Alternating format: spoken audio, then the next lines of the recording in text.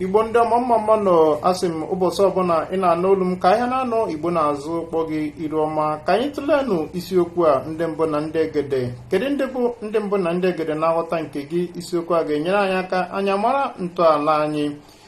Ndị mbụ na ndị egede bụ ndị mbụ Chineke kere n'ala Igbo, ndị chọpụtagasịrị ihe dị iche iche n'ala Igbo, ndị nka na ụzụ, ndị chọpụtara nri anyị na-eri, ndị chọpụtara mgbọrọgwụ na mkpa ahịhịa a na-enye onye na-ejighị ahụ osi n'ọrịa gbake. Mana nwa Igbo bịara na be anyị gbawagasịa ihe dị iche iche were na-agwa anyị na mmiri ndị nna nna anyị ha na-egbugbu azụ na ọmụngụ pakụ chọpụtara ya, were na-agwa anyị na anyị bụ ndị ọbịa na obodo anyị na ejikwe wụrụ ụmụ gadị anyị si obodo Israel were bịa. Mana ụfọdụ ndị be anyị kwenyere na akụkọ a nwa Igbo kọrọ na anyị jikwe wụrụ ụmụ gadị anyị jikwe wee si Israel were bịa. Biko ya hụ na ị kwenyere n'akụkọ a, biko ị dere anyị ozi n'Igbo klass wọdụ. Enwegasịrị ajụjụ dị iche iche anyị ga-ajụ gị ka ị kọwara ọha na eze.